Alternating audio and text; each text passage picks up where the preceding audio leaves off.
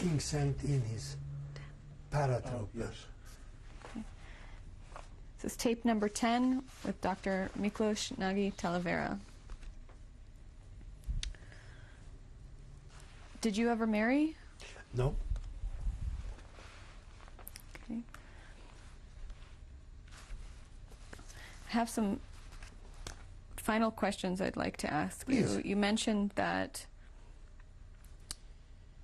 you always kept Yom Kippur, and that was the most important holiday to you. Yes. How did the Holocaust affect your faith in God? Not at all. Not at all. I read my Job when I was young.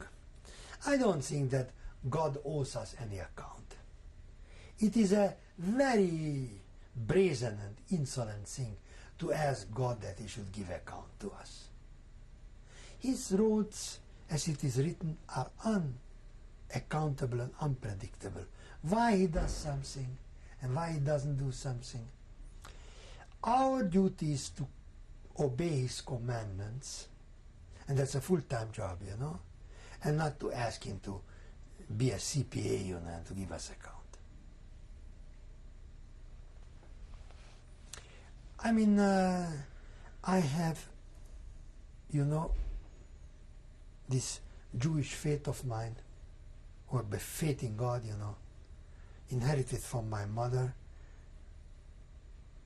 and it is with me, and I certainly didn't do anything to deserve it, Miss Shlomit, this Jewish faith. I didn't do anything to deserve it.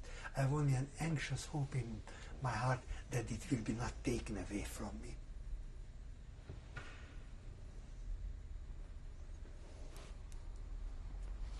You mentioned that you returned to Budapest after you arrived in the United States. Yeah, many times. But not under the communist regime. Those returns were miserable. They always cut, you know, first they gave me a month, and then 2 weeks, and then 1 week, without any explanation. There is no explanation there. There is no dialogue with the communist authorities. There is a monologue, you know. And then, you know, they completely denied me entry. And when my mother was dying, they returned me from the airport. And when my mother was already vomiting blood, they made a secret police whore to give me phone calls and ask for a date. Just to know that they are. My mother didn't even know whom I'm talking to. And they didn't allow me to my parents' funeral. I'm sure that you understand what it means when an only child cannot come to his parents' funeral.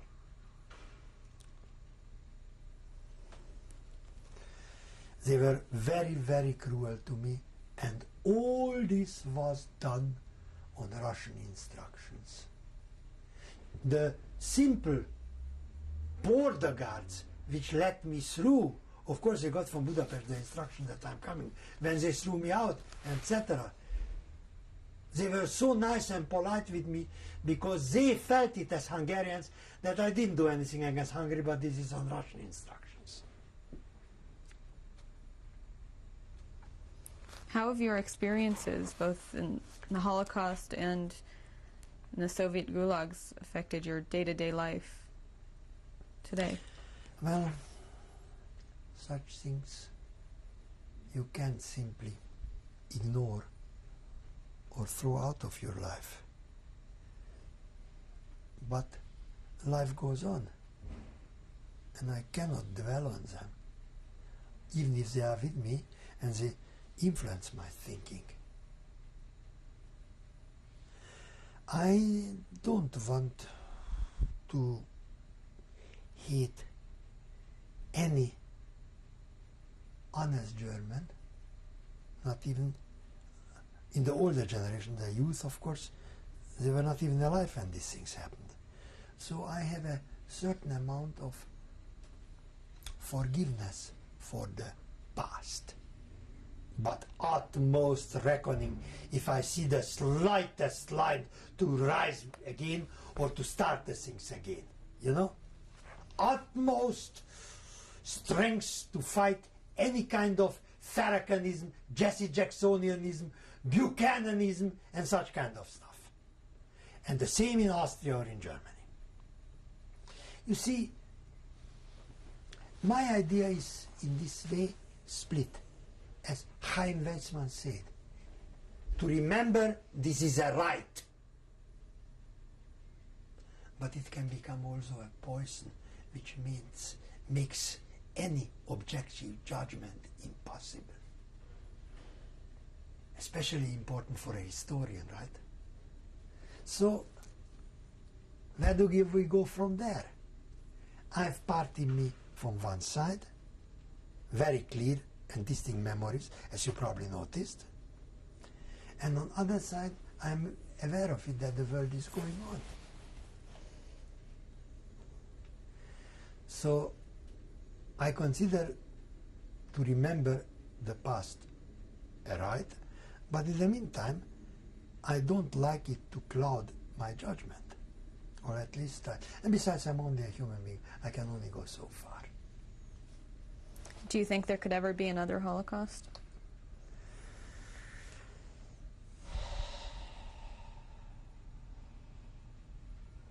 Should I tell you a Russian idea of the KGB mentality? When people make promise that they will not work against the Soviet Union after confessing. We don't believe you. You did it once, you can do it again. So, should I tell you that it happened already once, that it can happen again? Well, that depends on us, on you, on me, on Steven Spielberg, or on many others who are more powerful than we, that they should watch out. I am certainly not comforted when I hear Mr. Jackie Jackson, the man of God, proclaiming that he's sick and tired when he's hearing about the Holocaust. I'm not very happy when I hear that. Or Farrakhan calling Judaism a rotten religion. Or Buchanan telling that we Jews suffer in a collective martyr complex.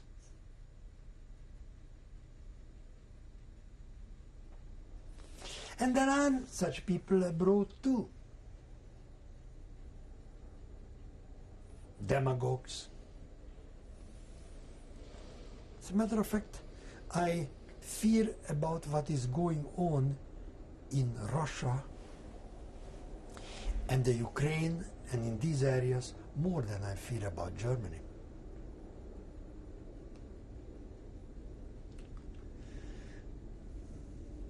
The Germans are so tainted with this thing that whether they like it or not, they have to keep away from the Jewish question in the foreseeable future, and that means centuries. But there are other ones too.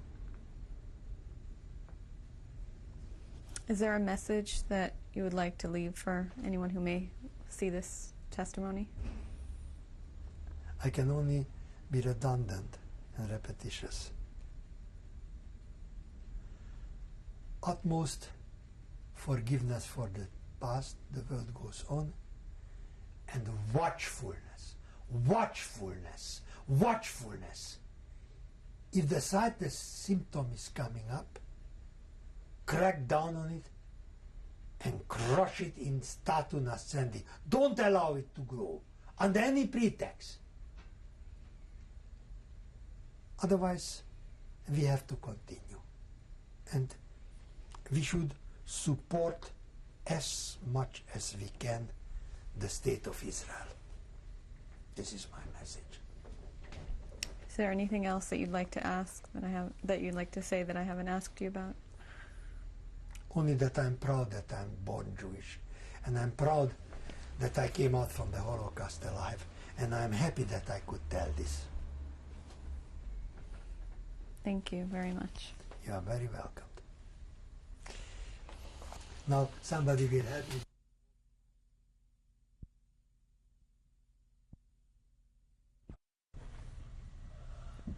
Okay, go ahead. Who are these people? These are my grandparents from my father's side. This is my grandfather, Miklos Nagy, and the photo was taken probably in Vienna in the 1870s, what I can make the closest guess. This is the maiden picture before marriage of my father's mother, Fanny Nagy, and it was for sure taken in Vienna in the 1880s. And how did you get these photographs? Parents preserved it and somehow it survived the Holocaust. Okay, keep rolling. Go ahead. On the left side, this is my mother's picture, Hermina Nagy, and the picture was taken in Budapest in 1936. This is my father, Sándor Nagy.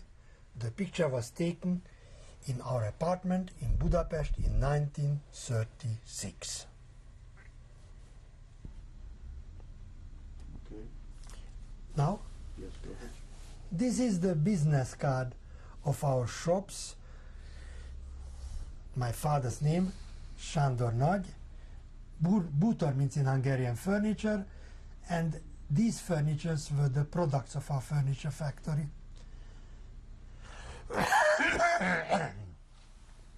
What year is this card from? 1939. That I remember distinctly.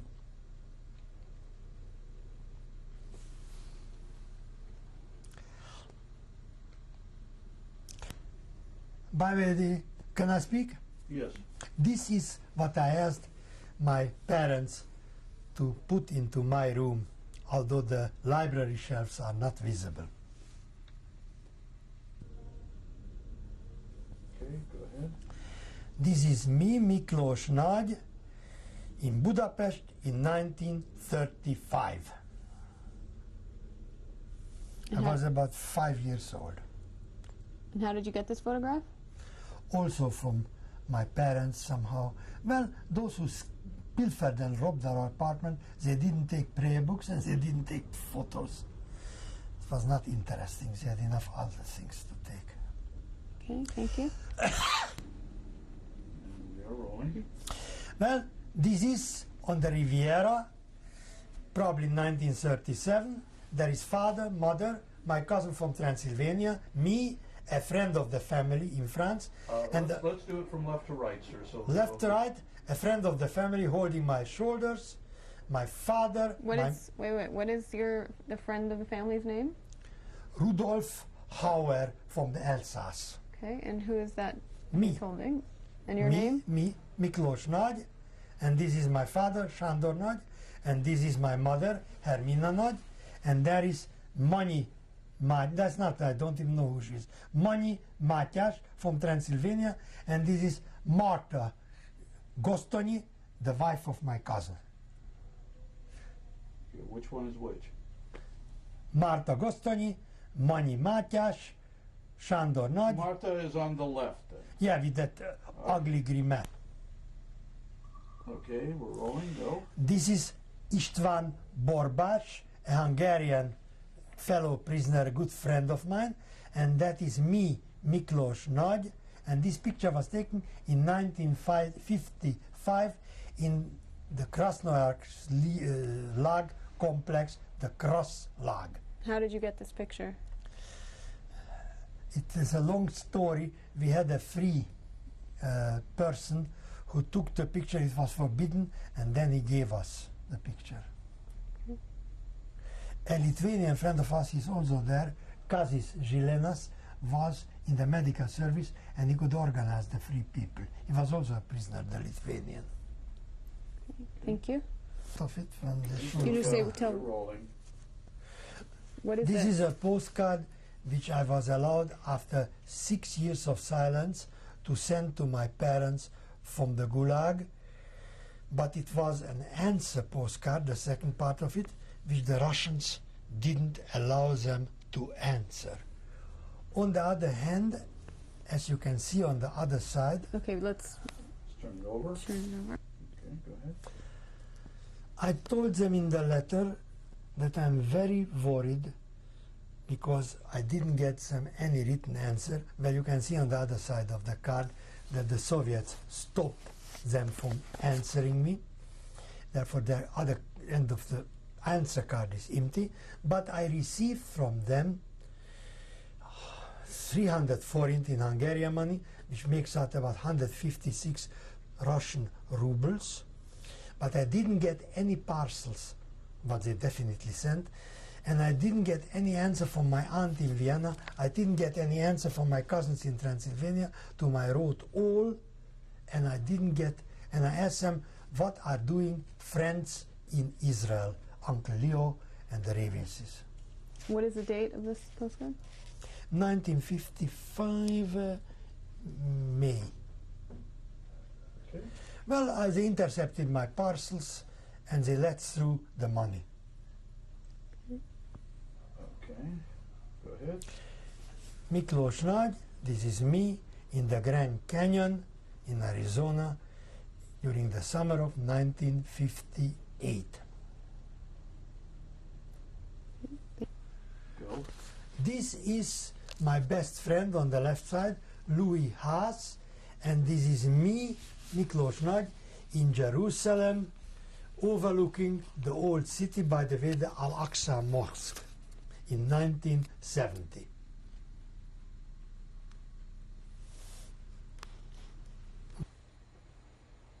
Okay, go ahead, sir. What are these books? Can you tell us what these books are? Well, on the right side, it is published by the Hoover Institute in 1970, a definitive study of Hungarian and Romanian fascist movements. On the left side is the first biography in the English language of the Romanian historian, politician Nicolae Iorga. And when were these published? The left side, Nicolae Iorga, was published last year. And that was published in 1970 by the Hoover Institution. Okay, go. On the right side are my reminiscences of the Soviet labor camps, published in 1961 in Berkeley by the Bancroft Library, as I dictated it. And on the left side is the anthology of the 1984 50th year anniversary, 1994 50th anniversary conference about the Holocaust in Budapest, and I have written about in it an article about Laszlo Endre, who organized the transports to Auschwitz and who was the forerunner of the Holocaust in Hungary. Thank you.